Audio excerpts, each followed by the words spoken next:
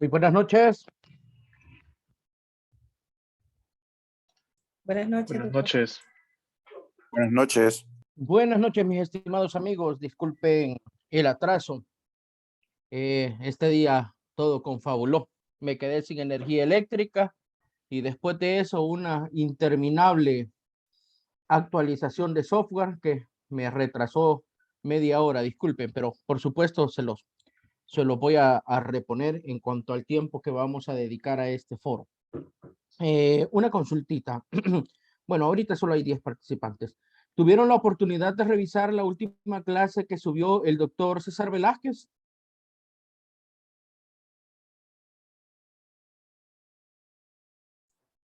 Más o menos. Supongo que se complicó un poquito, ¿verdad? Yo también estuve a la espera de la carga de los contenidos y parece ser que hasta este día esa clase estuvo disponible. Así que obviamente como no es, digamos, responsabilidad de ustedes leer esto como con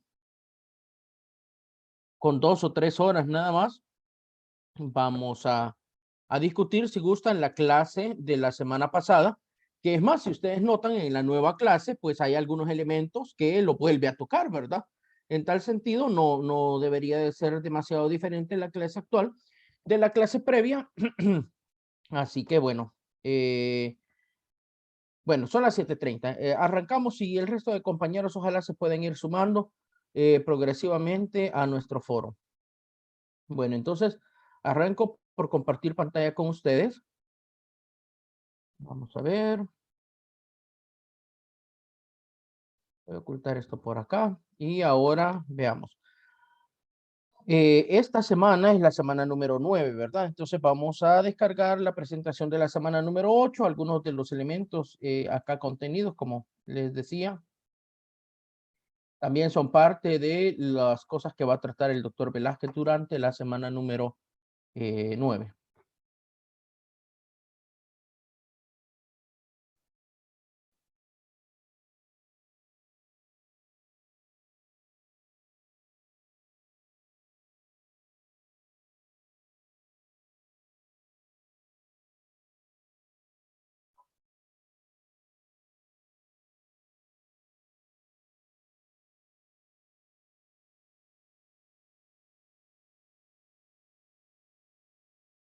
Bien, entonces arranquemos este día.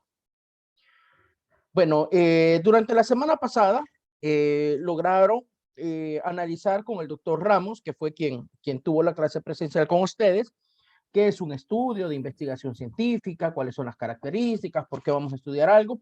Así que bueno, discutamos un poquito. Yo creo que a esta altura ya todos están familiarizados con la mayoría de los elementos que aquí se trataron. Así que veamos, de la naturaleza del conocimiento, ¿qué me pueden decir?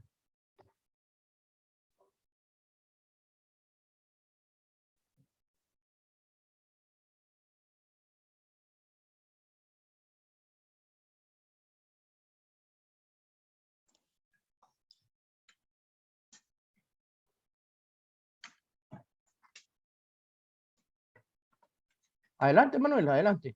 Buenas noches. Muy buenas noches.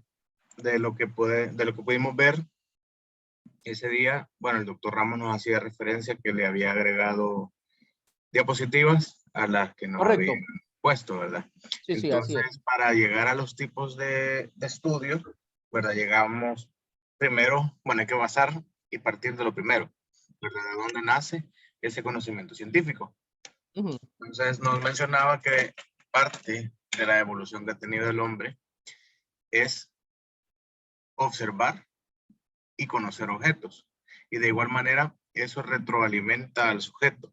Entonces, ese conocer viene siendo parte de un proceso de poder tener un poquito más claro qué es nuestro entorno, lo que nos rodea y todo eso.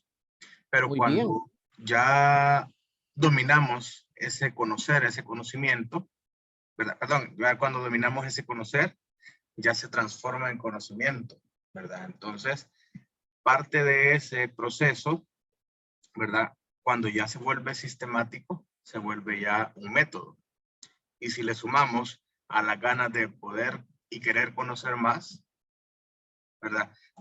Obtenemos propiamente el conocimiento científico, o sea, la búsqueda de la verdad a través de cosas que pueden ser prácticamente infalibles, ¿verdad? O que son así. Muy bien, excelente. ¿Saben ustedes cuáles son los dos tipos de evolución que el ser humano experimenta?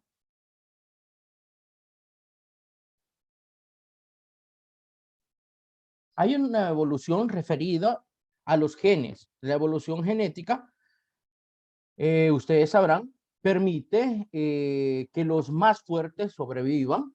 Esta evolución genética permite también mejoras sustanciales en los descendientes a partir de sus progenitores. Y esa es la razón por la que los seres humanos en este momento somos considerados Homo sapiens sapiens. Somos seres humanos que hemos evolucionado a una versión 2.0. Cada día nuestra masa encefálica es un poquito más grande. Algunos elementos de nuestra evolución física están tendiendo a desaparecer o a atrofiarse debido a la falta de uso. En eso pues tenemos los meñiques de manos y pies. Tenemos también algunos elementos que ya no son de mayor utilidad, tales como los músculos erectores, perdón, de los folículos pilosos. Por otro lado, está tendiendo a desaparecer o a involucionar eh, el apéndice, que fue un elemento propio del sistema, ¿cómo se llama?, de defensa del cuerpo. Sobre este tipo de evolución, que se basa estrictamente en leyes y modelos mendelianos, también podemos decir que tenemos otro tipo de evolución, una evolución con características sociales, una evolución que nos permite no tener que empezar desde cero, una evolución que se basa en la comunicación y que se da por la transmisión del conocimiento. Por ejemplo, acá se puede ejemplificar con aquel, digamos, pseudoexperimento, más bien es un ejercicio de raciocinio, que dos gemelos son separados, uno crece en condiciones totalmente aisladas en la selva y al otro se le da una educación como corresponde. Al cabo de 15 años, estos se vuelven a juntar y la persona que ha estado en la selva, pues no domina el lenguaje, difícilmente se puede comunicar y genera también algo parecido a un pseudo retardo mental, a pesar de que fisiológicamente se encuentra bien. En tal sentido, este ejercicio de teorización y raciocinio nos ha permitido establecer que nosotros no necesitamos, por ejemplo, desarrollar toda la teoría matemática de conjuntos y algebraica para poder utilizar, por ejemplo, un teorema de Pitágoras, porque gracias al modelo educativo que tenemos somos capaces de transmitir y evolucionar constantemente generación con generación parados en los hombros de los pensamientos y los científicos que nos han precedido. ¿Y saben ustedes de dónde sale la palabra meme de los chistes de Internet? ¿Alguien sabe de dónde sale? Es porque a este tipo de evolución se le denomina evolución memética. Un meme es una unidad cultural que puede ser transmitida de individuo a individuo indistintamente del lenguaje que se utilice. Tome uno de esos memes y póngalo en el idioma que usted quiera y si es lo suficientemente gráfico, a todos les va a generar exactamente eh, la misma reacción. Posiblemente a todos les cause gracia, debido a que todos compartimos un inconsciente colectivo que es el que se hace avanzar permanentemente a través de la evolución, que no es genética, sino a la evolución memética. Entonces, esta evolución memética nos permite, fíjense bien, adquirir conocimiento. Este conocimiento al mismo tiempo puede ser reproducido y obviamente se basa de manera primitiva en la experimentación, pero puede tener diferentes niveles, tal como lo mencionó acá nuestro amigo. ¿Qué me pueden decir de los niveles de conocimiento? Pasando del empírico, científico, filosófico y teológico.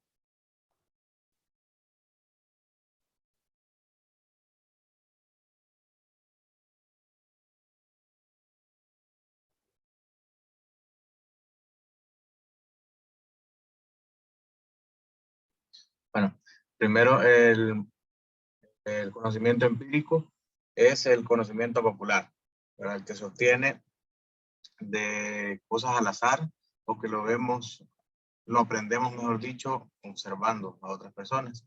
Y es el conocimiento más básico que tenemos y se considera también que es ametódico, porque no lleva parte de lo que vimos anteriormente del método científico y no tiene un sistema en el cual se basa.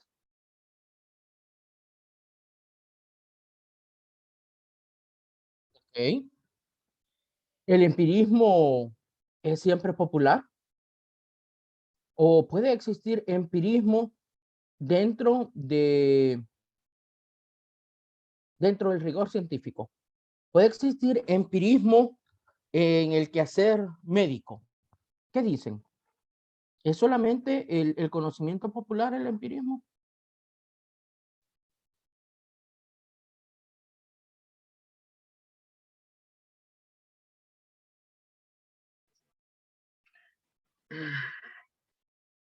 Raúl. Sí, yo pienso que no, como usted dijo, en el conocimiento, así, en nuestra área de los médicos, y creo que se lo voy a decir como por ejemplo, digamos, nosotros en nuestra práctica clínica, creo que nos ingeniamos o vemos cómo podemos improvisar algunas cosas, pero que de una u otra forma favorecen y no nos dan un efecto negativo con lo que estamos haciendo. Y no necesariamente tiene que ser algo científico que diga en un texto. Entonces creo que eso ya puede ser algo empírico. Muy bien, qué interesante punto de vista. Emerson. Y luego, Fidel.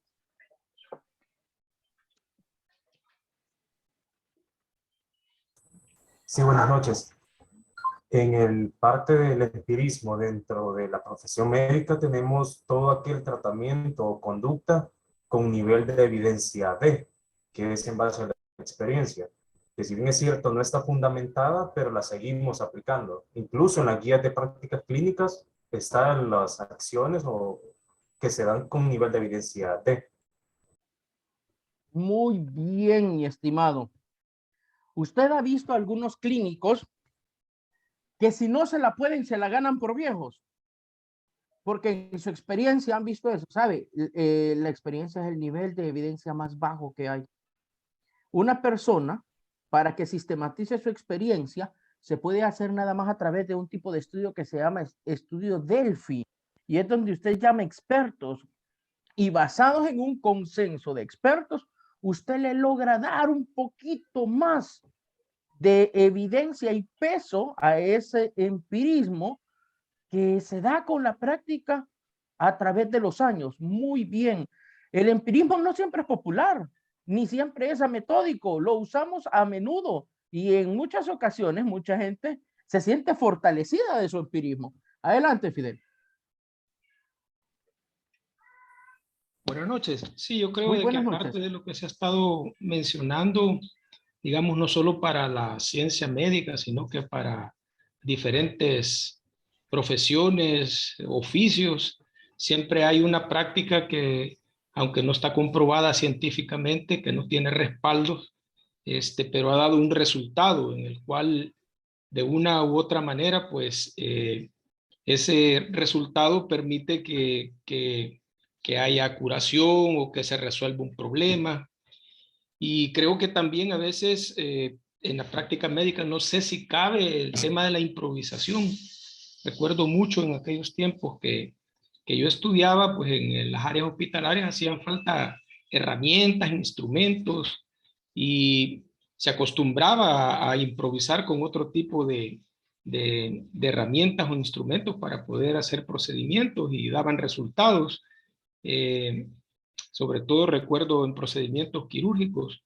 Entonces, no sé si eso cabe también dentro del empirismo, pero en buena manera, pues entiendo de que es esa práctica que da un buen resultado y que se adopta como tal y acostumbra incluso muchas veces a algunos a adoptar esos métodos médicos para decir yo lo hago así.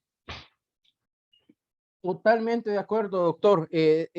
Cuando ya no practicamos medicina basada en evidencia, sino en existencia, estamos haciendo justamente empirismo. Exactamente, muy bien. Elena, adelante, por favor. Buenas noches, ¿se me Muy escucha? buenas noches. Sí. Adelante. Bueno, fíjense que yo pensaría que el empirismo en medicina quizás no es así, porque fíjense que la medicina como tal es una disciplina, ¿verdad? Que se rige por prácticas técnicas que tienen sus procesos ya bien establecidos.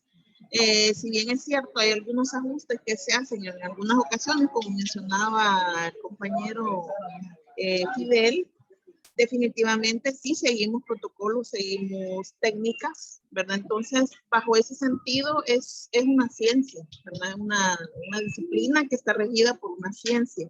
Se lleva a cabo a través de un método, por lo tanto, quizás yo no estaría muy de acuerdo con que es algo empírico. Gracias. Muy bien. Excelente participación. ¿Saben ustedes por qué la medicina no es una ciencia? ¿Cómo? ¿Qué? ¿Qué acaba de decir? No Quizás puede porque no ser, es estoy estudiando exacta. No es epidemiología. exacta. Bueno, las ciencias sociales no son exactas, pero son una ciencia. Nosotros tampoco somos exactos, pero no somos una ciencia. ¿Por O qué la quizás no medicina no es es una ciencia? porque todos los días se va actualizando. Porque no conocemos el objeto de nuestro estudio. ¿Cuál es el objeto de estudio de la medicina? ¿La salud o la enfermedad?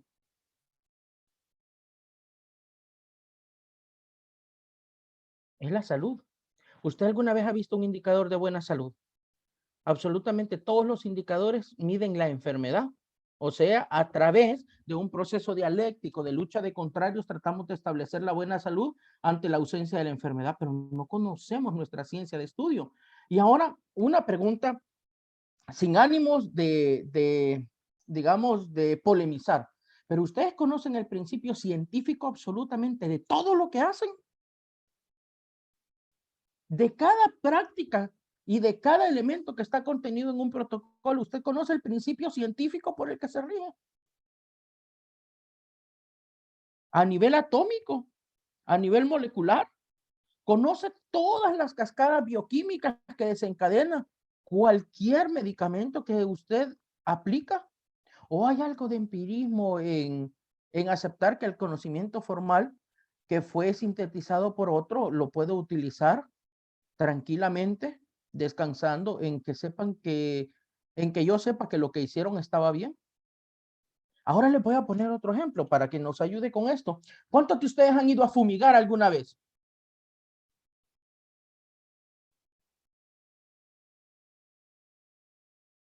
¿Cómo funciona la deltametrina?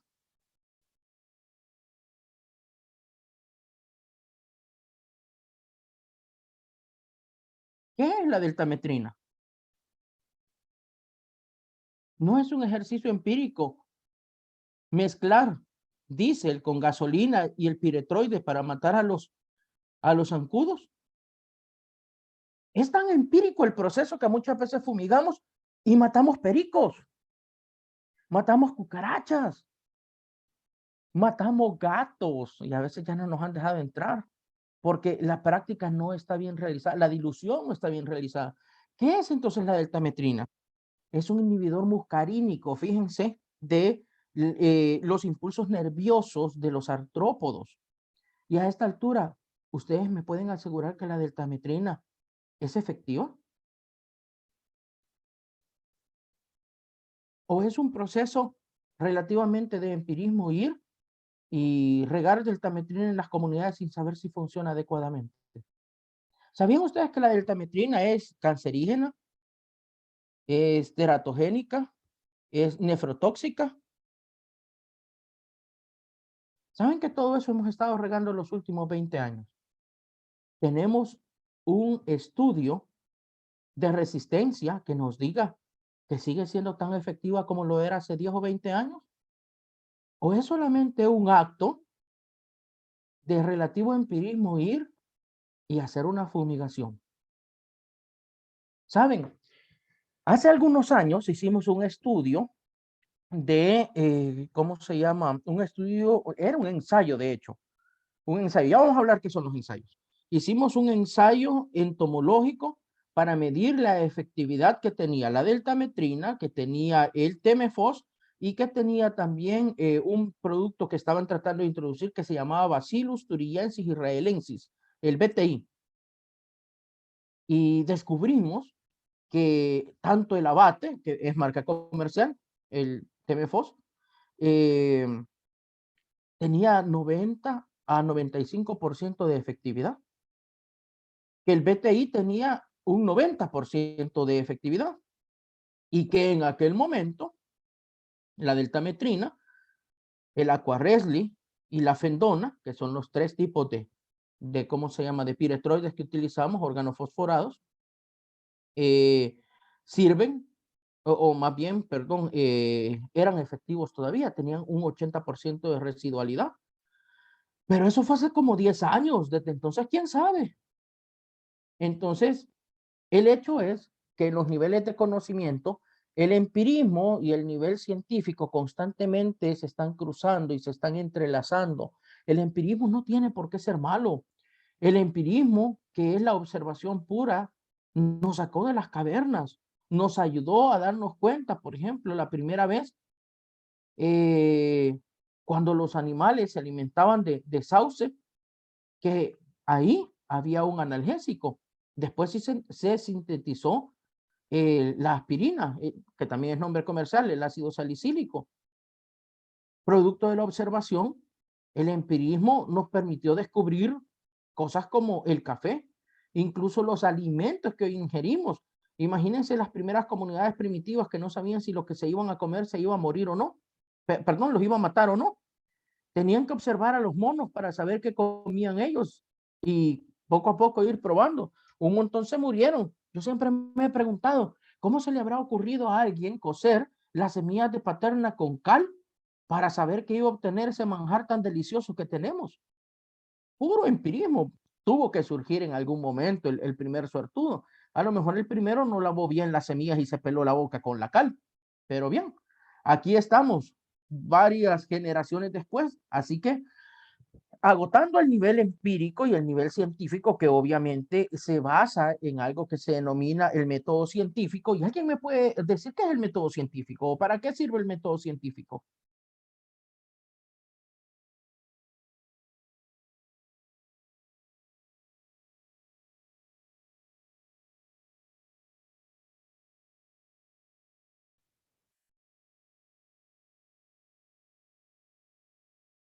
¿Qué sienten cuando oyen acerca del método científico? ¿Qué les inspira esa expresión?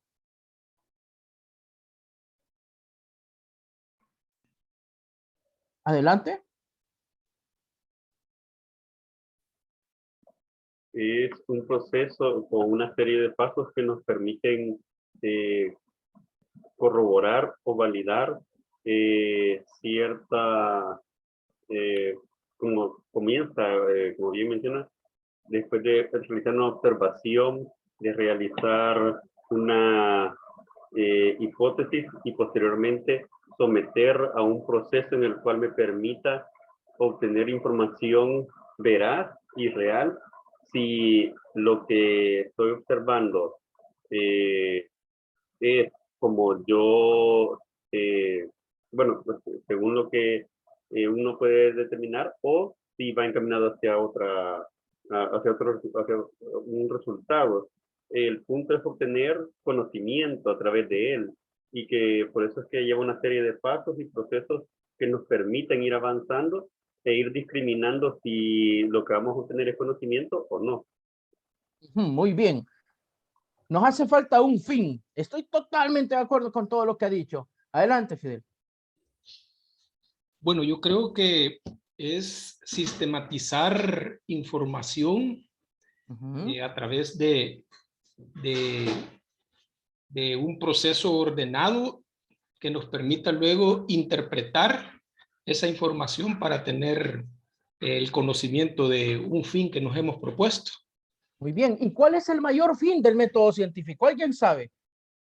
El conocimiento.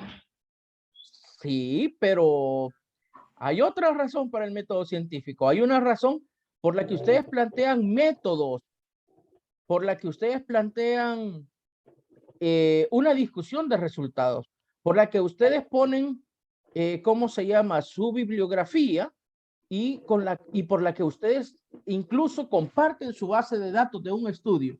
Adelante, Daniel. Yo pienso que sería demostrar una hipótesis, o sea, una interrogante a una duda que tengamos, y la base del método científico, perdón, va a ser eso, o sea, demostrar si es verdad la hipótesis. Más o un menos. problema. ¿Perdón? Resolver un problema. Muy bien, esa es definitivamente una premisa ética. Nadie debe de hacer ciencia por hacerla nada más. La ciencia que no hace avanzar a la humanidad y a la sociedad no sirve para nada. Muy bien, pero ¿saben ustedes cuál es la finalidad última del método científico? La reproductibilidad de sus datos. Que siguiendo el mismo método, el doctor Fuentes, el doctor Beltrán, la doctora Ramírez, la doctora Cruz y yo podamos, utilizando también la misma base de datos, obtener los mismos resultados.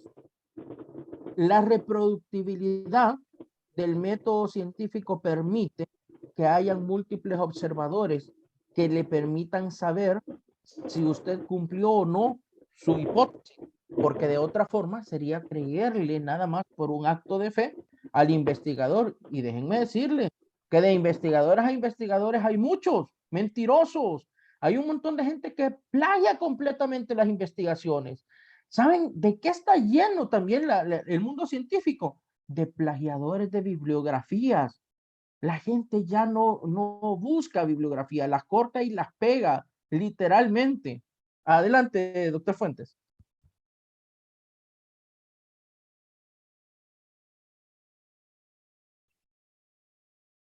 Creo que se le quedó la manita arriba entonces. Así, disculpe, sí. Sí, no hay problema, no hay problema. La reproductibilidad de los datos, ese es el fin último del método científico. Que podamos reproducir, que podamos obtener los mismos resultados basados en el mismo procedimiento y con los mismos datos. Miren qué importante es esto. Es tan importante que permite que haya evaluación, que permite que haya, ¿cómo se llama? Pares que puedan revisar los procedimientos para que la gente no invente, porque está lleno, de verdad, créanme, el mundo científico de personas que no investigan, sino que se plagian los inventos, las patentes de otros. Ustedes conocerán por ahí varios ejemplos de personas que nunca investigaron o que si investigaban tenían algunas deficiencias y terminaron robándose los productos intelectuales de otra persona. Bien. Y luego tenemos el nivel filosófico y el nivel teológico. ¿Qué opinan de eso?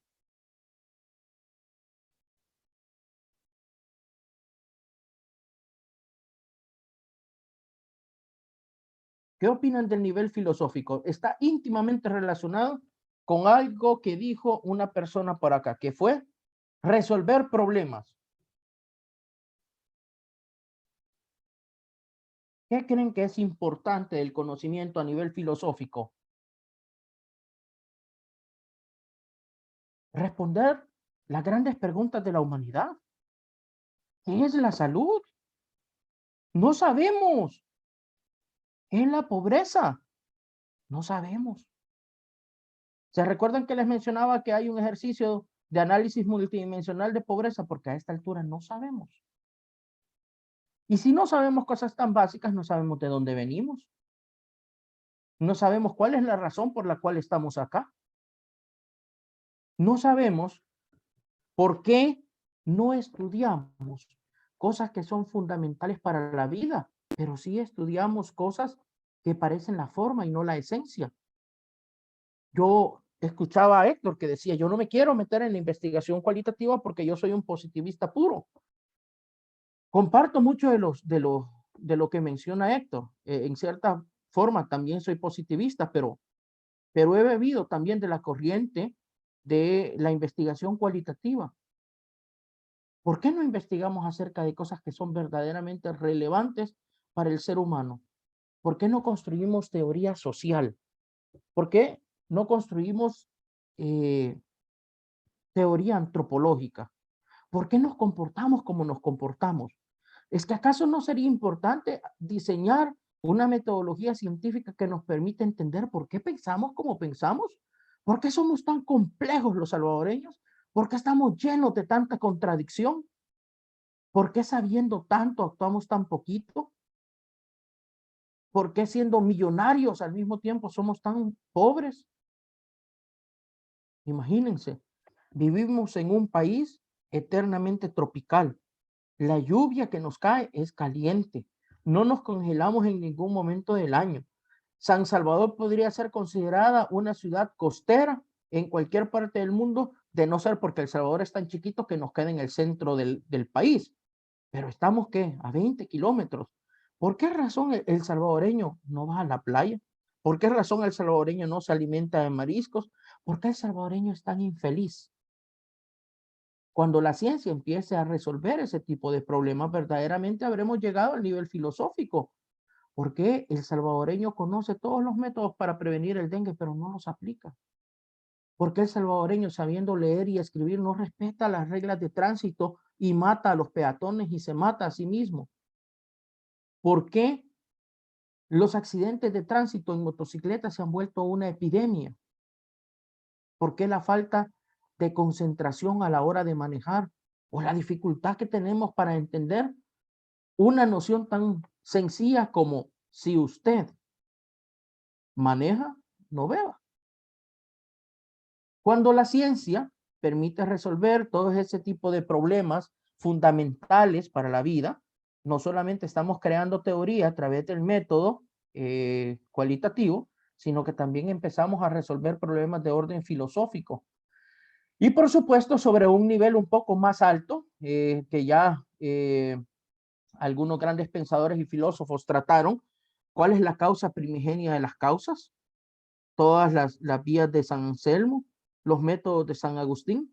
Ya usted empieza a teorizar acerca de si hay un principio fundamental, si existe un gran arquitecto de la naturaleza y si hay algo, hay una ley que rige a todo lo macro y lo microscópico. Y si existe una ley, por supuesto, existe un gran regidor, sobre lo cual no me voy a extender demasiado, pero es el último nivel de la ciencia, es el nivel teológico. Es cuando usted empieza a averiguar la causa de las causas, digamos, la eternidad y el éter. Bien, continuemos entonces sobre la clase que nos planteó el doctor Velázquez y que muy bien nos dio el doctor Ramos. Conocimiento empírico, bueno, llamado conocimiento vulgar, es conocimiento popular. Muchas veces vulgarizamos la ciencia y muchas veces popularizamos también nuestras disciplinas. Conocimiento científico, como muy bien se señala acá, es cierto, en general, es metódico y es sistemático. La ciencia. Muy bien, la ciencia es experimental, ¿verdad? Bueno, sobre esto me quiero detener un poquito. ¿Qué opinan acerca de la evolución de la ciencia?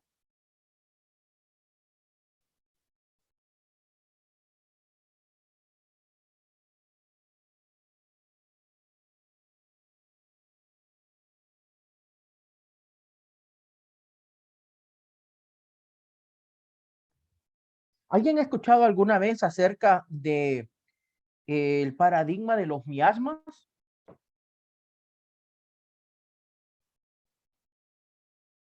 Veamos. Emerson, ¿qué es lo que ha escuchado?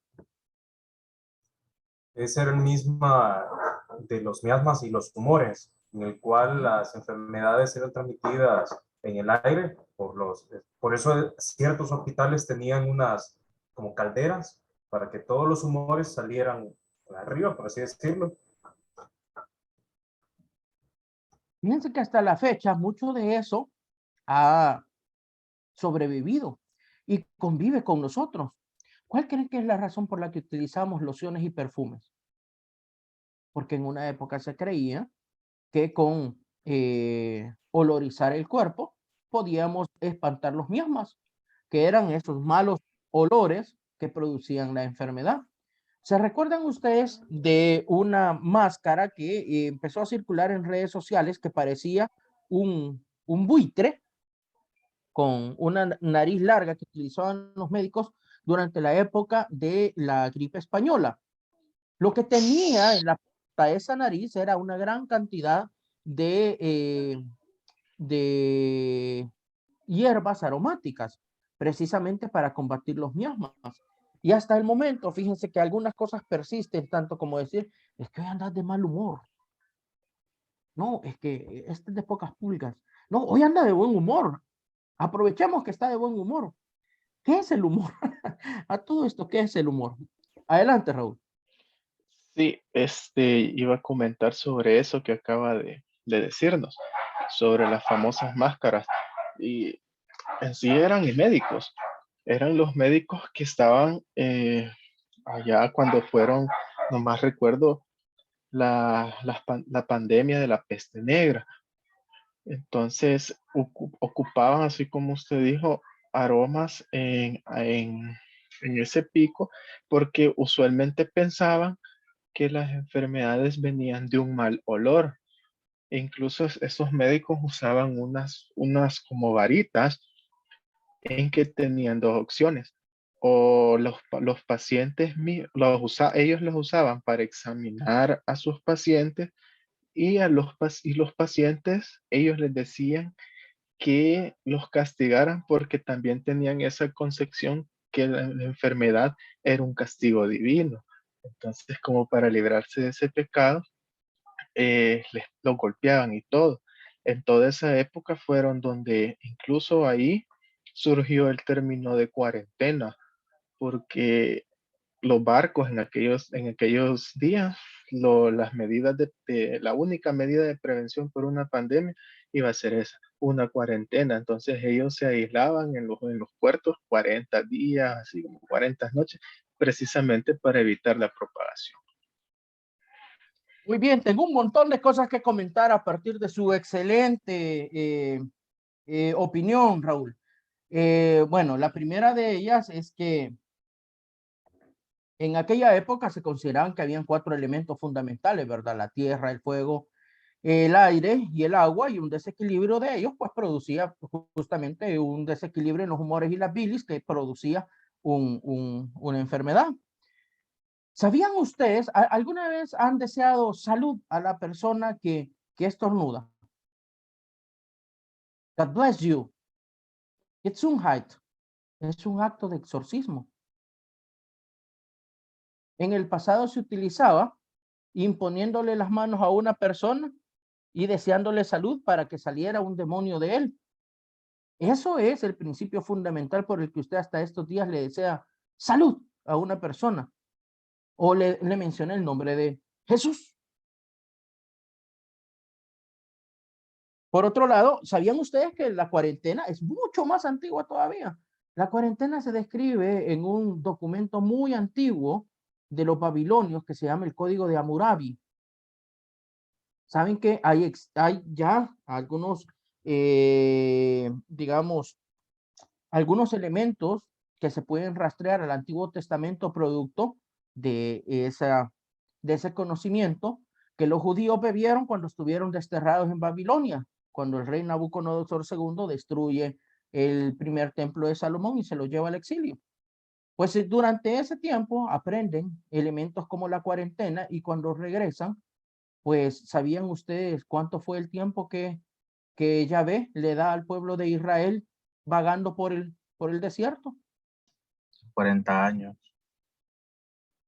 Se libró de una generación completa y no dejó entrar ni a ninguno, ni a Moisés siquiera. Entró la siguiente generación, que ese era el periodo de esperanza de vida de esa nación en esa época. Miren qué interesante. Como cuando a veces uno dice, no, definitivamente el salvadoreño, no, hombre, ya estamos jodidos. Apostémosle a la siguiente generación, apostémosle a los niños. Si les damos educación a ellos, tal vez en 40 años la cosa mejora, en 30 años. Eso fue justamente. Jesús se va ¿cómo se llama? Al desierto, ¿cuánto tiempo? 40 días. O sea, esa idea del aislamiento en número de 40 es muy antiguo. Se puede rastrear hasta 3000 años antes de Jesucristo, justamente a los primeros escritos asirios y a los primeros escritos babilónicos. Bueno, los asirios dieron origen a los babilónicos. En tal sentido, pues, con nosotros hay elementos antiquísimos acerca de la ciencia que han sobrevivido y que, por supuesto, son transmitidos por evolución memética, no por evolución genética. Nada de eso está grabado en nuestros genes. Muy bien, muy bien el aporte que hemos dado acerca de la evolución de la ciencia y cómo la ciencia se puede reinventar, ¿cómo se llama? Época con época. Actualmente estamos practicando una ciencia altamente precisa. Estamos hablando incluso de teorías de cuerdas que son, bueno, hace algunos años se creía que las células eran la unidad más pequeña con la cual se conformaba la vida. Después se descubrió que las células estaban conformadas de partículas. Después supimos que las partículas eran átomos. Después supimos que los átomos tenían 3 tipos de elementos, los neutrones, los protones y los electrones. Y luego supimos que en el núcleo los protones tenían quarks, up, down, left y right. Y ahora sabemos que los quarks están conformados de cuerdas. Imagínense el tipo de ciencia que somos capaces de practicar en este momento y cómo esta va evolucionando y saltando y saltando y saltando a través de las generaciones. Por supuesto, el método científico nos ha acompañado porque si uno de los antiguos griegos generó el conocimiento, somos capaces de reproducirlo en este momento gracias a que todos esos procedimientos han sido debidamente sistematizados a través de algo que se llama el método. ¿Qué me dicen del método científico?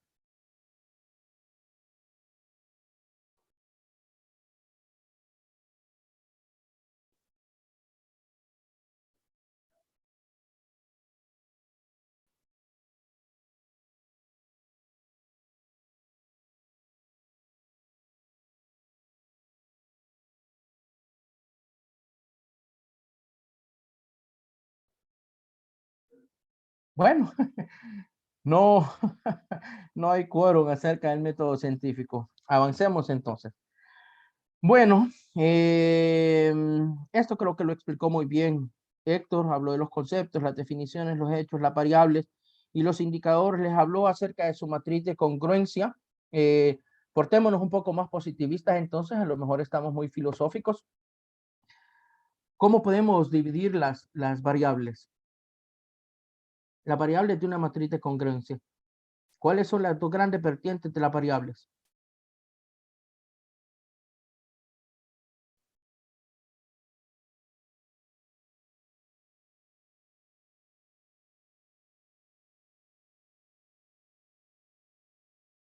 Nuestra primera clase de estadística, no puede ser que la hayan olvidado tan rápido. Cuantitativas y cualitativas. Muy bien, cualitativas y cuantitativas. ¿Y qué otro tipo de orden existe con el cual usted puede construir las variables? Nuestra última clase de estadística. Dependientes, ¿sí? Las dependientes y las independientes. Las dependientes sirven para, perdón, las independientes sirven como la variable sobre la que usted tiene control y las independientes son sobre la cual usted está estudiando. Héctor les mencionaba acerca de las variables dependientes e independientes que sirven para construir un tipo de estudio muy particular. ¿Cuál es? En una usted tiene control pleno y en otra usted hace observación.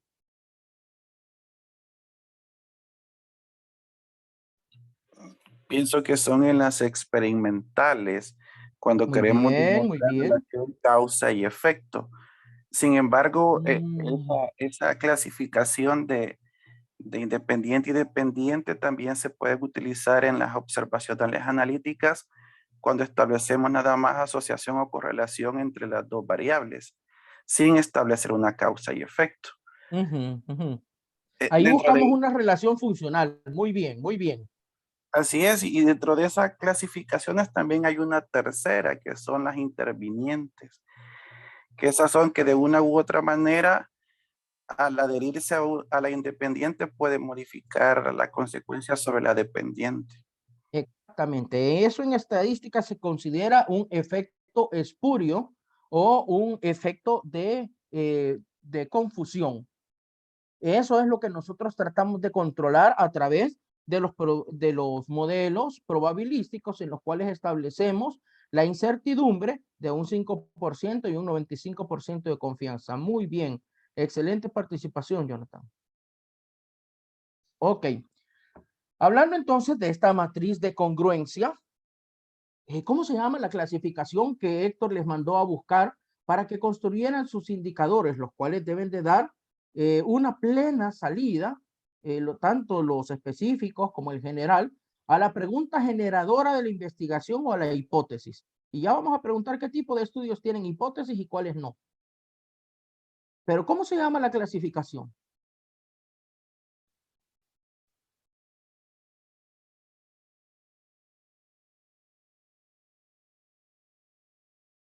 Les dijo, si ustedes quieren hacer algunos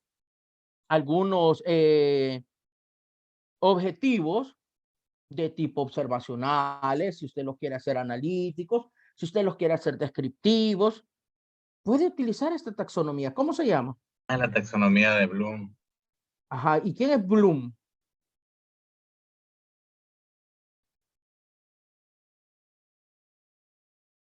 Estimados amigos, tenemos un hospital que se llama así en nombre de él. Benjamin Bloom, un gran taxónomo, una persona pero muy, muy, muy inteligente. Una persona que fue capaz de sistematizar el conocimiento científico. Gracias a él, gracias a Benjamin Bloom, tenemos la taxonomía de Bloom y el Hospital de Niños Benjamin Bloom. Léanse un poquito acerca de este gran personaje, muy, pero muy inteligente. Adelante, doctor Vigil. Dice, doctor, que con respecto a la taxonomía de Bloom,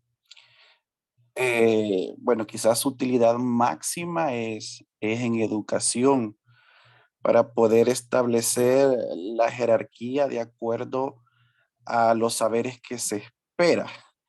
Entonces, de un nivel más básico a un nivel más complejo. Sin embargo, en investigación se retoma la taxonomía, pero resulta ser que de acuerdo a la clasificación de los objetivos, como usted bien señalaba, en descriptivos, explicativos, correlacionales, etcétera, etcétera, se reagrupan esos verbos, considerando también el significado semántico que éste tiene sobre la variable que se pretende medir o estudiar, porque ese verbo, que es una acción en infinitivo, en los resultados y en las conclusiones yo lo debo de encontrar en sustantivo. Por ejemplo, si yo planteo un verbo que diga explicar, yo tengo que encontrar explicaciones. Si yo planteo un verbo de vincular, yo debo encontrar vinculaciones, porque sería el sustantivo a esa acción que plantea. Entonces, volviendo al punto, yo he conocido más el uso de la taxonomía de Bloom en la educación como tal. Entonces, de hecho, se apoyan indistintamente del modelo educativo, si es constructivista, si es socioformativa, etcétera, etcétera. Siempre se va para esto y dependiendo de lo que el docente busca. No tanto así yo había descubierto que fuera específico o muy útil en investigación científica. Muy bien.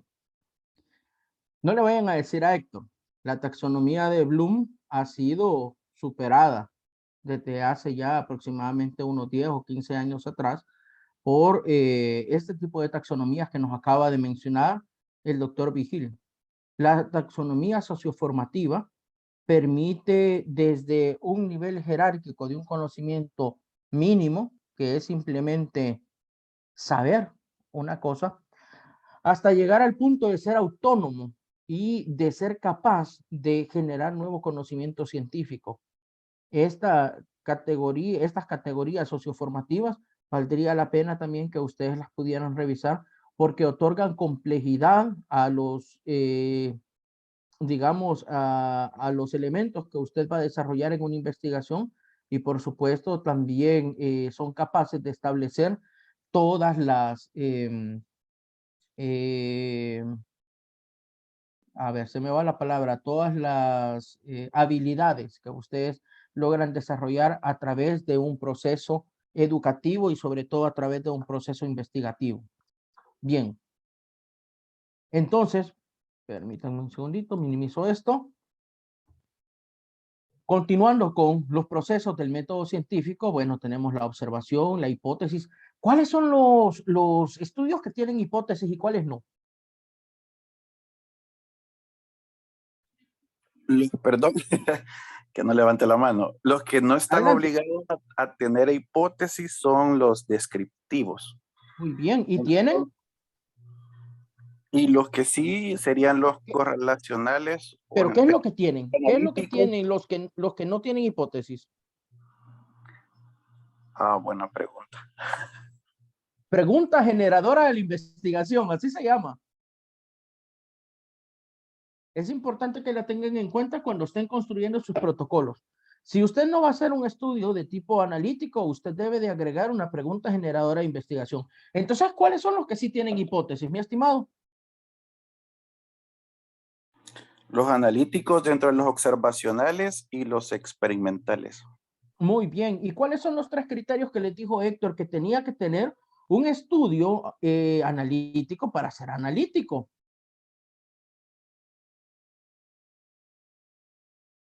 Recuerdo que dijo que la aleatoriedad, bueno, Muy no sé si bien. La aleatorización es uno de ellos. ¿Cuál es el otro?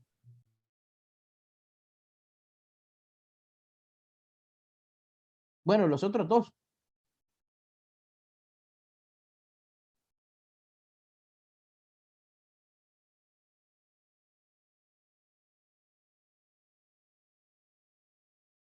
Tener una variable de exposición y una de efecto. ¿Y la siguiente?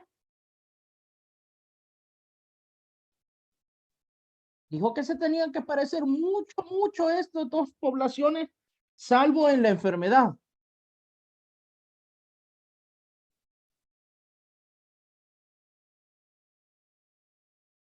Ah, no puede ser, lo voy a mandar a que vean de nuevo la clase de Héctor. los Bueno, casos, perdón, ajá, sí, ¿cómo fue? los casos con caso control y el caso experimental. Tener 2 poblaciones de referencia, una población que sirve para la experimentación y la otra población que sirve de control. Muy bien, ese era el tercer criterio. ¿Por qué creen que es importante tener una población de control?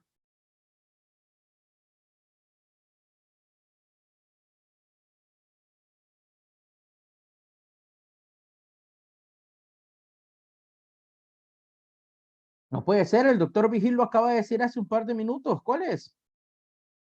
Por un tipo de variables que pueden ser llamadas espurias también.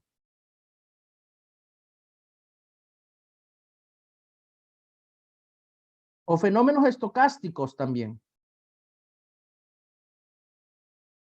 Por las variables intervinientes. Las variables intervinientes que pueden terminar señalando la incidencia de un efecto sobre la población que estoy estudiando cuando en realidad no se trata o no se explica de la mejor manera por la situación que yo estoy experimentando, sino por una variable interviniente. Y si ese efecto ocurre tanto en la población de estudio como en la población de control, obviamente no está relacionada con aquella variable que yo estoy experimentando. Esa es la razón. Es para tratar de controlar los sesgos, para tratar de controlar los fenómenos intervinientes, los fenómenos espurios o estocásticos que pueden ocurrir por simple aparecimiento en la vida. ¿Se recuerdan que yo les decía que cuando empezó el estudio de cáncer de pulmón, la gente había relacionado que los dedos se ponían amarillos con el cáncer? Esa era una variable interviniente. En realidad la nicotina quedaba pegada en los dedos y obviamente la combustión del tabaco con todos sus productos producían el cáncer, pero la nicotina acumulada en los dedos era una variable interviniente. Y si usted le sacaba un OR a esos dedos amarillos respecto de la presencia de cáncer de pulmón, le daba bien alto. Bien. En cuanto veamos al proceso de inducción-deducción, Héctor les hablaba acerca de dos tipos de validez. Una validez interna y una validez externa. ¿Para qué sirve la validez interna y para qué sirve la validez externa?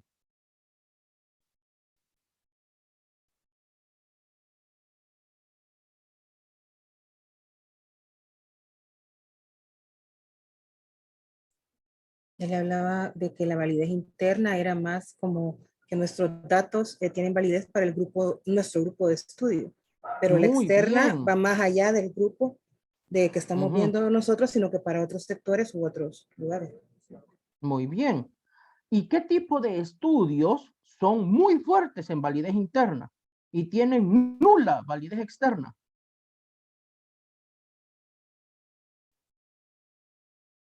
Las cohortes. No.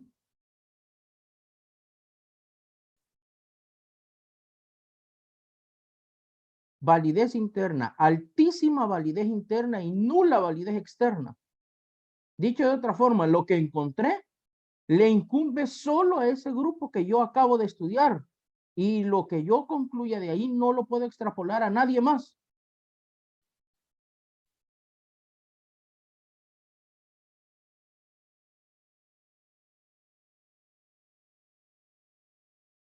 Son las investigaciones cualitativas. Son aquellas donde los resultados que yo encuentre son tan relevantes para esa población que tienen una altísima validez interna. Si usted estudia, por ejemplo, el fenómeno de las pandillas en El Salvador, ¿usted cree que ese estudio va a tener alguna relación, por ejemplo, con el aparecimiento o las pandillas en Alemania o en Suecia o en Suiza? Tiene una muy pobre validez externa ese tipo de estudios. Los estudios cualitativos, las sistematizaciones de experiencia que encargan a cada rato los organismos de cooperación internacional. ¿Por qué? Porque hacen marcos de desempeño en los cuales sus indicadores están supremamente bien evaluados, pero en la práctica el proyecto no camina. El proyecto no funciona. ¿Por qué?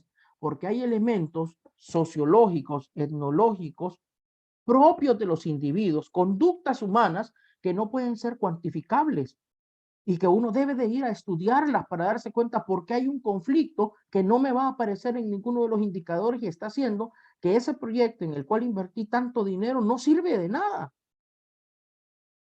La investigación cualitativa aparte genera hipótesis, teoría y conocimiento.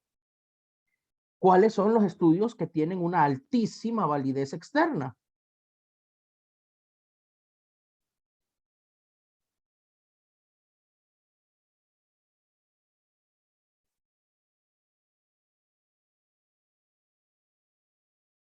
¿Cuáles son los contrarios de los cualitativos? Cuantitativos. ¿Y qué creen que le da esa validez externa a los cuantitativos?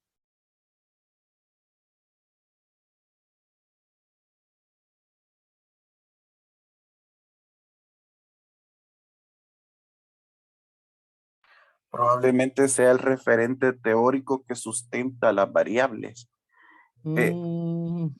Sí, Porque, sí, gener- pero hay generalmente algo en la metodología. ¿Qué puede ser? la estadística en sí. Ah, muy bien, pero puedo usar estadística, algunos procesos también en el método cualitativo.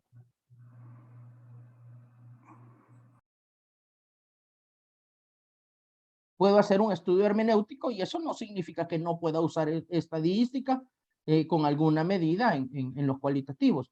¿Qué creen que es de la metodología lo que le da la fortaleza a los estudios cuantitativos para que tengan una alta validez externa? Y lo que usted encuentra a través de ese grupo que estudió, igual lo puede aplicar al universo de trabajo.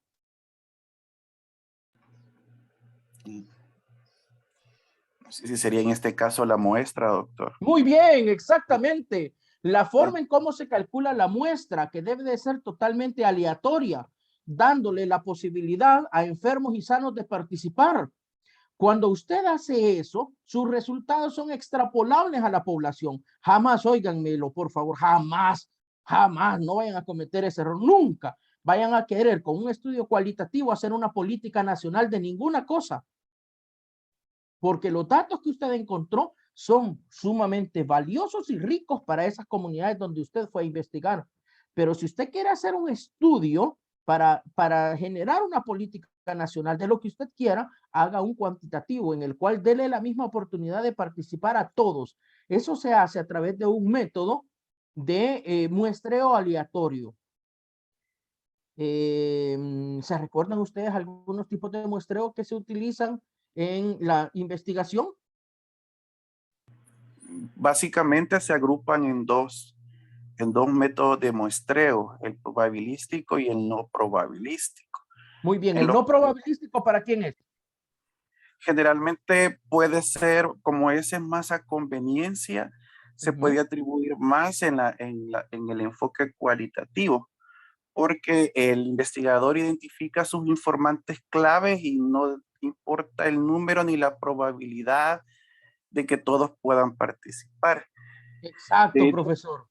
Desde un punto de vista estadístico son como menos confiables que el probabilístico. Ya en el probabilístico está el aleatorio simple, el aleatorio sistemático y por estratos, de acuerdo a una clasificación que da Francisca Canales en un libro básico de metodología de investigación. Muy bien. Ahora, de acuerdo con todo lo que dijo, con excepción de que desde un punto de vista estadístico los estudios cualitativos tienen menos relevancia. Es que estamos midiendo, fíjese, estamos utilizando una medida de capacidad para una medida de distancia. La estadística no es una rama de la ciencia que se deba de aplicar a las ciencias a los estudios cualitativos. Ahí utilizamos, fíjense bien, la sociología, ¿cómo se llama? La antropología, la etnología, la hermenéutica y otro tipo de ciencias. La estadística no tiene cabida ahí.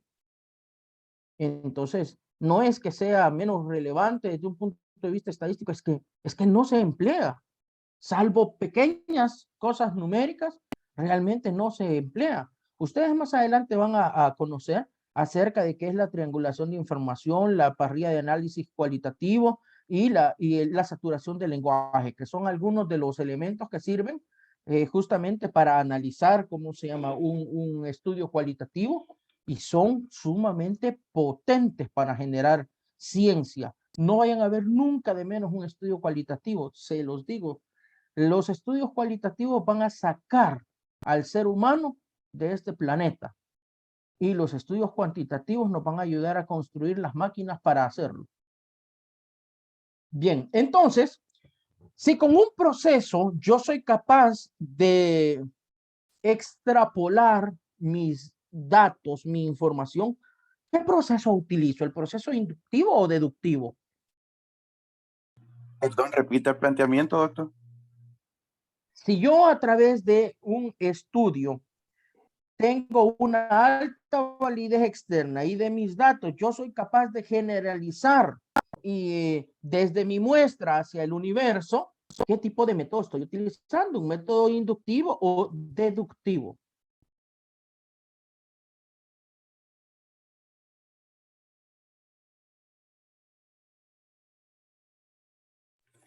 Entendería yo que si parte de los hallazgos de la medición del fenómeno y una muestra, desde este teoriza o infiere, estaría haciendo una inducción. Y si yo a partir de los datos de una muestra extrapolo los resultados hasta el universo, ¿qué hago? ¿Induzco o deduzco? Deduce. Para mí es una inducción. Es correcto, esa es una inducción. La inducción va de lo particular a lo general. Y el proceso inductivo es el que siguen todos los métodos cuantitativos. Y la deducción va de lo general a lo particular. O sea, del universo hacia la muestra. Y en este caso, para los estudios que son de orden cualitativo. Qué buena lámina nos planteó en esta clase el doctor Velázquez. Vamos a ver, análisis y síntesis. ¡Qué maravilla! ¿Alguien sabe cuáles son los pasos de la dialéctica?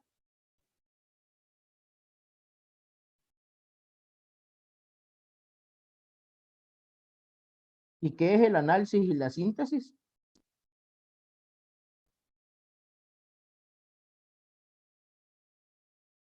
Bueno, se lo voy a dejar de tarea. Es un triangulito que tienen que construir con tesis, antítesis y síntesis. Búsquenlo.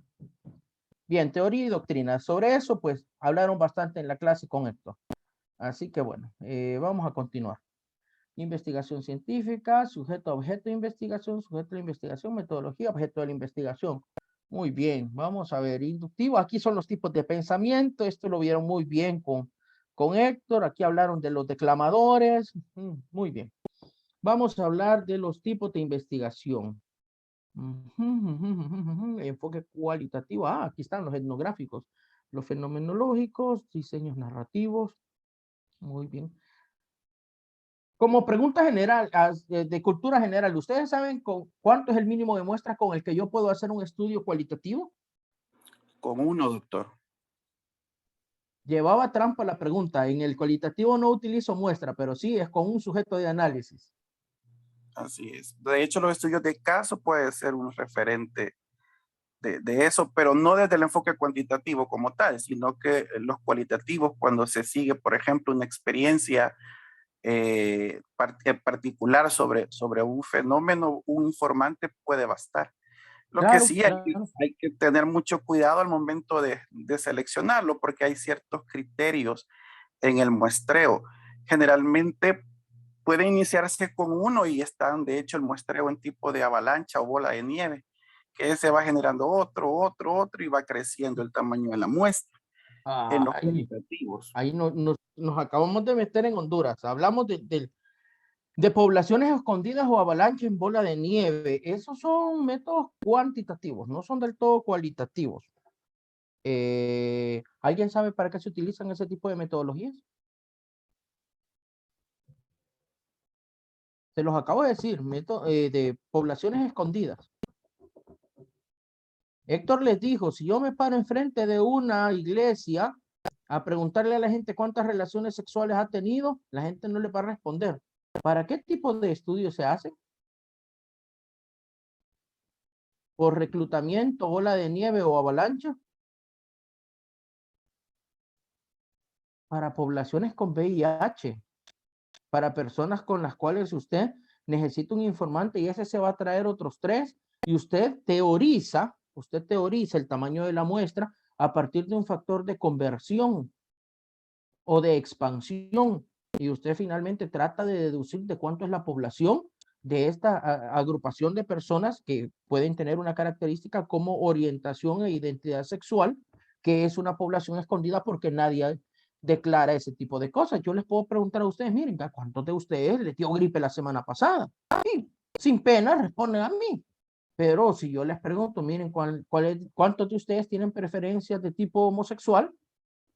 La gente no va a responder. Entonces, el tipo de metodología de bola de nieve, avalancha o por reclutamiento, sirve para estimar una población escondida que no es evidente. Bien, veamos. Ahora, cuando se utilizan estudios de tipo cualitativo, no hablamos de selección de muestra, hablamos de, ¿cómo se llama? De criterios de inclusión, exclusión y ¿cómo se llama? Selección, inclusión y exclusión. Conforme vayan avanzando, van a ir conociendo qué es cada uno de ellos, pero sí tengan cuidado, ya se los digo, los criterios de inclusión y exclusión no es negar una cosa. O sea que si uno es tener 30 años o más, el de exclusión no puede ser tener 30 años o menos. No puede ser eso. Los criterios de exclusión se le pasan a todos aquellos que ya cumplieron los criterios de inclusión. Así que esa es una pequeña perlita de conocimiento que les dejo para más adelante cuando ya estén en eso. Vamos a ver, ¿qué más? Histórica, descriptiva, correlacional, estudio de caso. Bueno, aquí creo que Héctor les habló del Vibrio vulnificus, ¿verdad? ¿Tuvieron oportunidad de ir a revisar qué era el Vibrio vulnificus?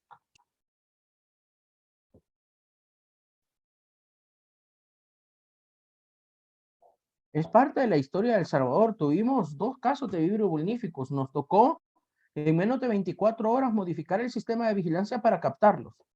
Pacientes procedentes del Seguro Social. Bueno, se lo dejo de tarea también. Ahí le dan una revisadita, es importante.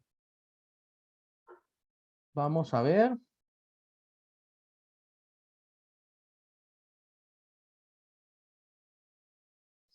¿Cuáles son los estudios ex post facto por excelencia?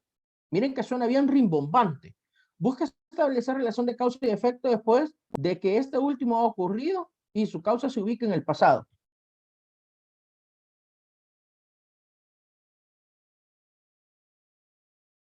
A cada rato los encarga la cooperación internacional, las ONGs, el sistema de Naciones Unidas. A cada rato los encargan. ¿Cuáles son?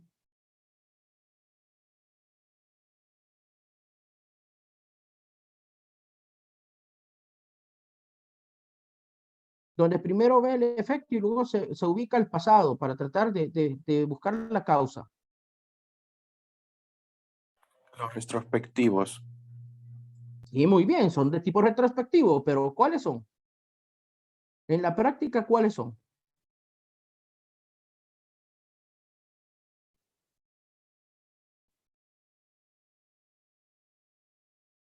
Son las sistematizaciones de experiencia con establecimiento de línea de base. Y tratan de medir primero cómo estaba el país antes de la intervención y luego después de la intervención.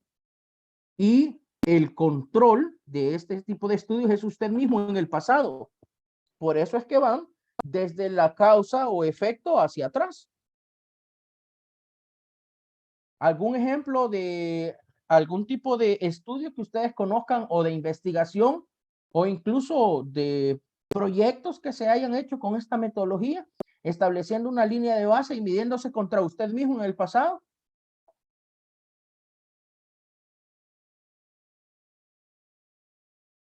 Los objetivos de desarrollo del milenio. La línea de base de los objetivos de desarrollo del milenio, ¿cuándo se estableció? ¿Para qué año?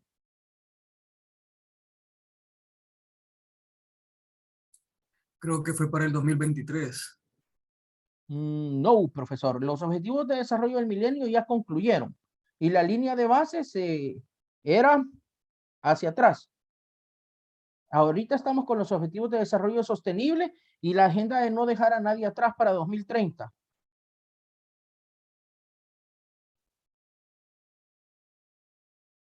La línea de base de los objetivos de desarrollo del milenio se estableció para 1990 y la idea era reducir en 2/3 partes la incidencia de las enfermedades o de los efectos que causaban la mala salud en las poblaciones. Y así es como tuvimos un objetivo de desarrollo del milenio que hablaba de la mortalidad materna, uno de la mortalidad infantil, y el control éramos nosotros mismos en el año 1990, a ver cómo habíamos estado y ver y darnos seguimiento a nosotros mismos a lo largo del tiempo para ver cuánto se había modificado esos fenómenos que le causaban mala salud a las personas. Y bueno, cumplimos los objetivos de desarrollo del milenio y esto lo vimos en la clase de determinantes sociales de la salud. El problema fue que en promedio los cumplimos. Cuando desagregamos por medidas de posición o quintiles son una medida de posición que dividen en cuanto a la población. Vamos a ver si nos acordamos de estadística.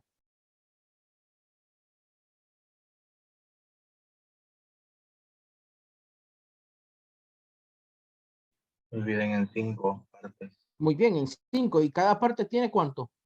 20%. Correcto, 20% de la población. Cuando desagregamos por quintiles a nuestra población, nos dimos cuenta que los objetivos de desarrollo del milenio se habían cumplido en el promedio, pero que había gente que se enfermaba y se moría más que antes, y que habían otros que habían reducido considerablemente y ahora tenían tasas de incidencia similares a las que tienen en otras partes del mundo, como Europa, por ejemplo. Entonces, se crea una nueva agenda que se llama la Agenda de Objetivos de Desarrollo Sostenible, cuyo lema es no dejar a nadie atrás. O sea, allá por 2030 vamos a tener que estar midiendo por medidas de posición a nuestra población y tendremos que haber demostrado que todos, absolutamente todos, alcanzamos esas líneas o esas metas que nos estamos proponiendo, y no solo una proporción de la población, no solo el 20% o el 40% más rico de la población, sino todo en su conjunto. Ok. Veamos, de los estudios experimentales les habló bastante Héctor, les habló también de los estudios casi experimentales. Cabal, que no tienen medidas de control riguroso.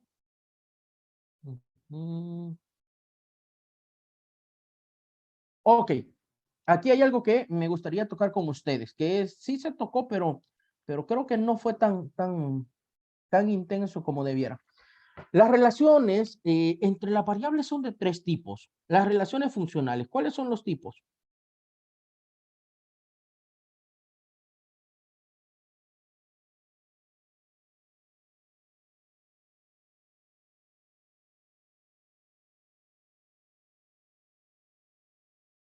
De concomitancia, de asociación y de causalidad. De concomitancia, 2 cosas ocurren coincidentemente, pero no están asociadas. Simplemente ocurren. Las medidas de las relaciones de asociación, 2 fenómenos ocurren y por algún mecanismo que no tenemos del todo claro, a medida que estas ocurren, podemos medir intensidad en esa asociación. Y sabemos que precedida de una, viene la otra. Y que si esto lo repetimos constantemente, esa asociación es posible reproducirla. Sin embargo, no somos capaces de establecer que exista una relación de causa y efecto. Y la última de nuestras relaciones, evidentemente, es la relación de causa y efecto. Así que ojo cuando ustedes diseñen sus protocolos y hagan sus investigaciones, porque ninguno, con excepción de los experimentos o los ensayos, son capaces de establecer relaciones de causa y efecto. Si ustedes hacen un estudio de casos y controles, hacen una medida de asociación que se llama odds ratio o riesgo relativo. Pueden medir incluso la concomitancia de dos fenómenos a través, por ejemplo, de algunas herramientas de tipo paramétrico y no paramétrico, pero ese es el nivel de evidencia más bajito, el nivel, digamos, esa relación es la más débil de todas. Luego viene la asociación y por último viene la causa y el efecto. Adelante, Jonathan. Solo una pregunta. ¿Cómo le llamó a esa clasificación de concominantes? Funcional. ¿Perdón? Relaciones funcionales. Concomitancia, asociación y causa y efecto. De causa y efecto, Héctor los mandó a que buscaran algo. Yo también ya los había mandado a que buscaran algo. ¿Alguien se acuerda? ¿Cuáles son los 10 criterios de causalidad? ¿Cómo se llama el autor de esos 10 criterios de causalidad?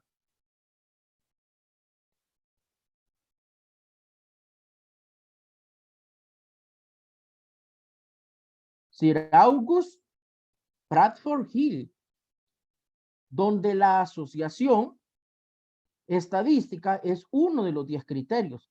Y podemos decir que a mayor asociación o intensidad de asociación, posiblemente, el efecto que estamos viendo tenga una relación de causa y efecto con su exposición. Sin embargo, los estudios epidemiológicos como casos y controles, como cohorte, no nos permiten establecer, o por supuesto todos los descriptivos, ¿verdad? No nos permiten establecer relaciones de causa y efecto, con excepción de los experimentos y los ensayos, ya sean clínicos, los ensayos comunitarios, los ensayos entomológicos.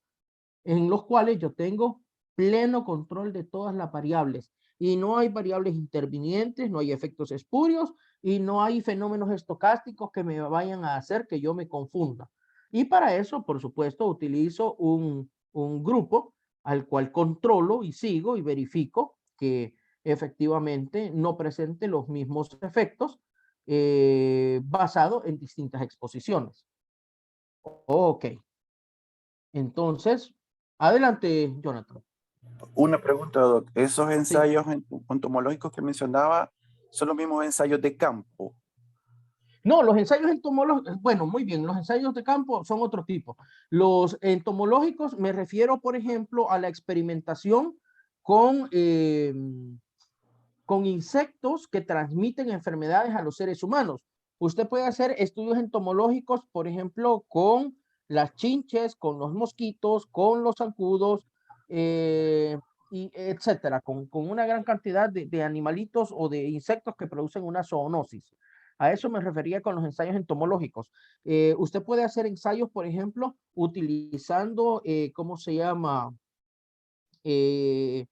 Zancudos nativos y, por ejemplo, puede tomar de control de una cepa Rockefeller y los expone a los dos al abate, a ver en cuál de los dos casos el abate sigue siendo efectivo o no. Usted los puede exponer, por ejemplo, a diferentes tecnologías relacionadas con el control de los vectores. Por ejemplo, puede utilizar para este tipo de estudios mosquitos modificados genéticamente, mosquitos, ¿cómo se llama?, infectados con Wolbachia, puede utilizar mosquitos radiados, puede utilizar, por ejemplo, ¿cómo se llama?, Bacillus thuringiensis israelensis, y sus diferentes serotipos que van desde el 16 como hasta el 30, por ahí no me recuerdo muy bien.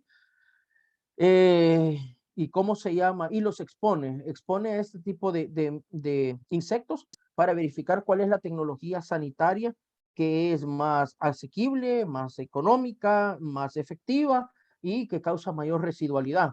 A eso me refería con estudios entomológicos. Gracias. Para servirle. Que de eso deberíamos de estar haciendo todos los años, créanme.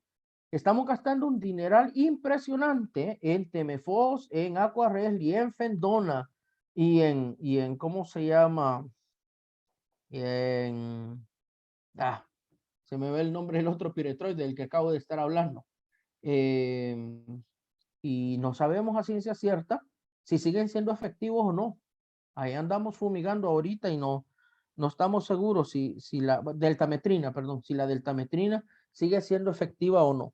Hay algunos países en donde el nivel de resistencia es tan alto que, aunque no me lo crean, están usando DDT de nuevo. Brasil es un caso. Triste la situación del mundo en cuanto a la ganancia que han tenido estos insectos para defenderse de sus, ¿cómo se llama?, de los productos químicos que utilizamos para su control biológico. Parte, pues, mediado porque tenemos más de 30 años de no inventar una nueva molécula, ¿verdad? Estamos en la misma situación que Héctor mencionaba de la salud humana y de la generación de nuevos antibióticos. Vamos a ver, ¿es lo mismo un estudio que una investigación científica? Eso ya se los preguntó, vi que lo vieron bastante, bajo estos criterios. Muy bien. Esto es muy relevante y también para mis amigos que me ven, los del grupo número 4, los criterios para identificar los problemas de salud. Es muy relevante, créanmelo, esto es muy relevante. Un tema de investigación debe de cumplir con todos estos elementos. No se trata de investigar por investigar ni hacer un protocolo simplemente por el gusto o placer de hacerlo. Es importante que se describa en ¿cómo se llama?, en la delimitación del problema, de cuánto es la incidencia de ese fenómeno. Si usted va a estudiar un fenómeno altamente raro con una incidencia muy baja, la verdad es que no tiene sentido, salvo que sea una cosa como sarampión, como cólera, que puede generar un impacto altísimo en salud pública. Y es un poco difícil a esta altura que alguien no haya investigado bastante sobre ellos y que el estado del arte haya descuidado una arista que usted necesita investigar en este momento. En cuanto a la prevalencia. Si usted va a investigar acerca de enfermedades crónicas, por favor describa la prevalencia de lo que va a investigar. Recuerden, las enfermedades crónicas no tienen incidencia, solo tienen prevalencia. Ya vimos por qué cuando hablamos del glosario. En cuanto a mortalidad, por aquí vi que Héctor les preguntó la diferencia entre letalidad y mortalidad. Recuerden, la mortalidad tiene un denominador poblacional con una población asignada por área geográfica, mientras que la letalidad es un cociente entre las personas que fallecen de una enfermedad y aquellos que han sido bien diagnosticados de esa enfermedad. En tal sentido, solo los hospitales pueden hacer letalidad, porque tienen toda la tecnología disponible para hacer un adecuado diagnóstico, porque aquí en el denominador no van los sospechosos, van los confirmados de una enfermedad. Por eso es que son una proporción de 100. Y bien, Héctor les preguntaba qué eran los años de vida potencialmente perdidos. Y yo con ustedes ya había hablado que eran los años de vida ajustados por discapacidad. ¿Alguien se acuerda?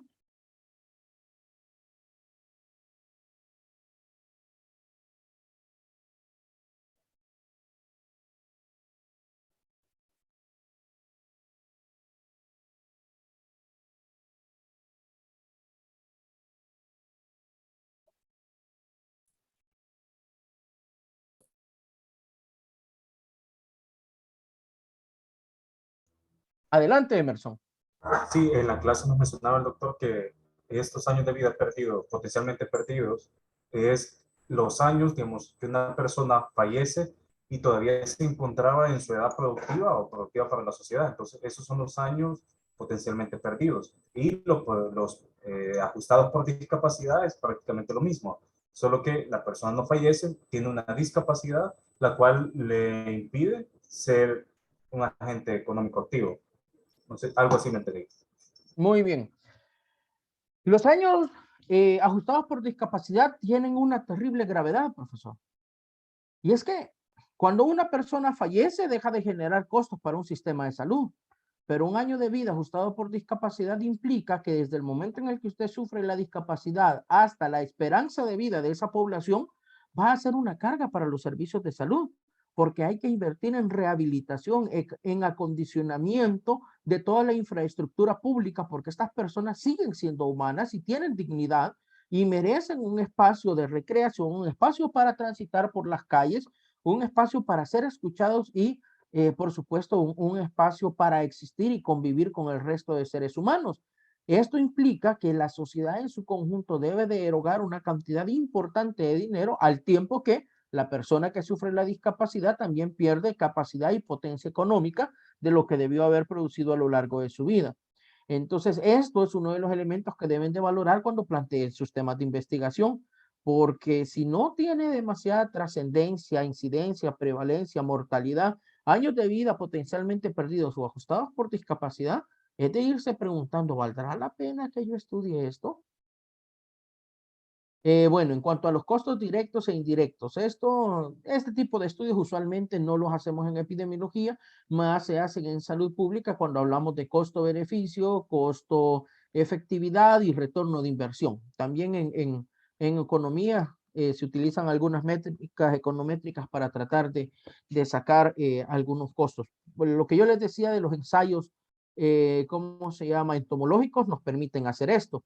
Usted trata de estimar cuánto vale colocar una bolsita de abate en la población y lo cruza, por ejemplo, con cuánto le cuesta utilizar mosquitos irradiados, mosquitos genéticamente modificados o mosquitos con Wolbachia.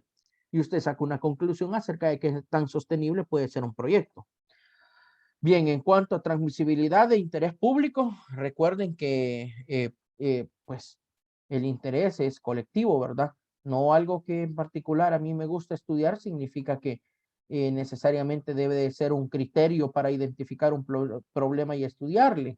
Debe de tener una trascendencia en salud pública. Habíamos hablado la vez pasada que para saber si una cosa era trascendente o no, se utilizaba algo que se llamaba Reglamento Sanitario Internacional y se establecía a través de su anexo 2 4 criterios para saber qué tan importante era un evento de salud pública. Y si veíamos si era relevante o no. Hola. Hola, qué lindos los niños, doctor Fuentes.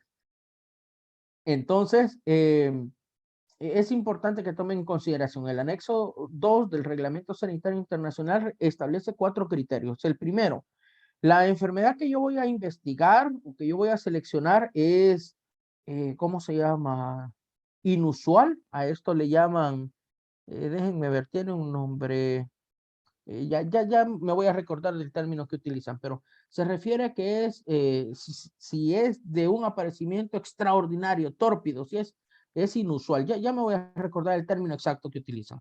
El segundo criterio es si representa una amenaza para la salud pública, si tiene un alto potencial de transmisibilidad. El tercer criterio, si esto me obliga a cerrar fronteras.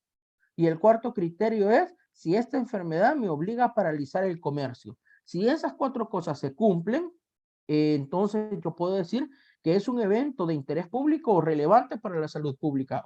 Abona a que el tema que yo voy a investigar, pues obviamente sea aceptado para fines de una investigación, de protocolo, de tesis o de cualquier tipo de investigación que usted esté haciendo.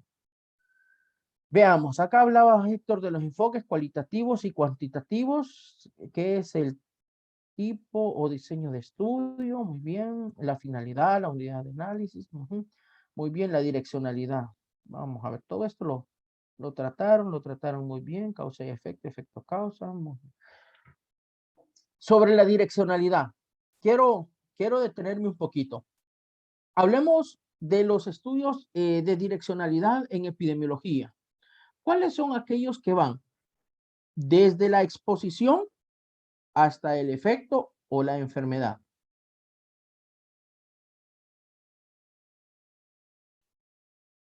O sea, siguen a lo largo del tiempo a sanos que después se enferman. ¿Cómo se llaman esos estudios?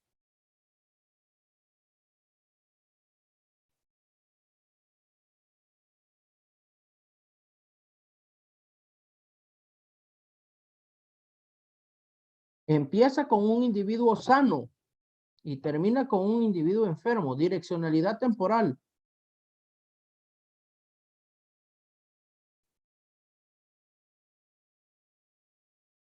Son los estudios de cohorte.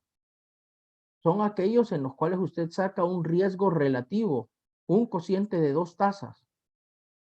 Y alguien sabe cuáles son los estudios que parten de los enfermos y tratan hacia atrás de averiguar la causa o la exposición más bien, porque no se puede determinar la causa con este tipo de estudios. Fíjense bien, ¿Dónde uno están los parte. casos controles?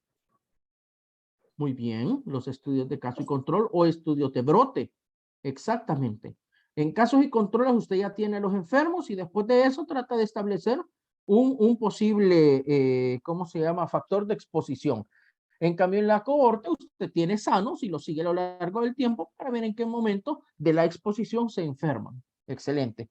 Este era un punto que quería tocar con ustedes porque por lo regular, cuando se elaboran protocolos de investigación, casi siempre hay ahí un pequeño error en ese tipo de concepciones, porque, ¿cómo se llama? Plantean estudios de cohorte, pero no se establece la direccionalidad ni queda claro porque es un cohorte y donde las personas están sanas, cuánto tiempo les va a seguir y a lo largo de esa exposición en qué momento se enferman. Recuerde que usted puede hacer un estudio de cohorte que vaya de este momento hacia adelante, hacia el futuro, y eso se llama estudio de cohorte. ¿Cómo? De aquí al futuro, empiezo hoy y lo concluyo en un año.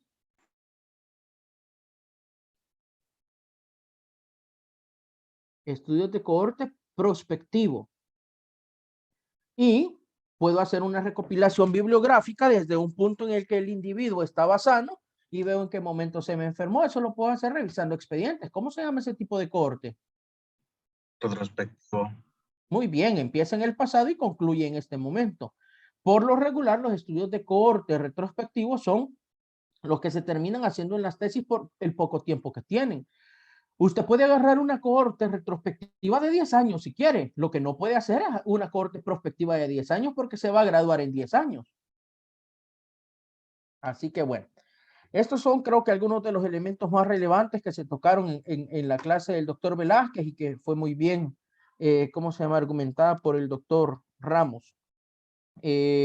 Parte de estos elementos también, ¿cómo se llama?, se vuelven a retomar para la clase número 9. Y bueno, nos queda ya solamente la presentación de un producto más. Acuérdense, por favor. Tienen que presentar la ficha que le subió Héctor ahí sobre ¿cómo se llama?, el trabajo integrador del módulo. Bien, entonces, mis estimados, hemos concluido. Les agradezco mucho su tiempo. Bueno, estamos concluyendo unos 6 minutos antes del tiempo que tenía que reponerles por la tardanza. Así que bueno, cuídense mucho. Un gran abrazo. Recuerden siempre, por favor, ¿cómo se llama?, cuidarse. Esto no ha terminado. A partir de este día, el uso de la mascarilla es de carácter individual.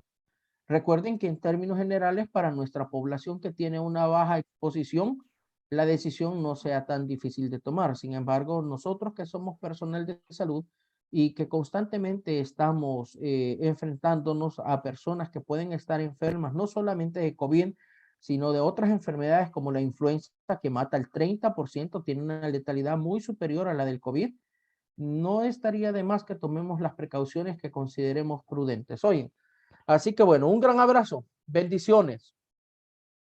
Buenas noches, gracias. Nos vemos la otra semana. Buenas noches.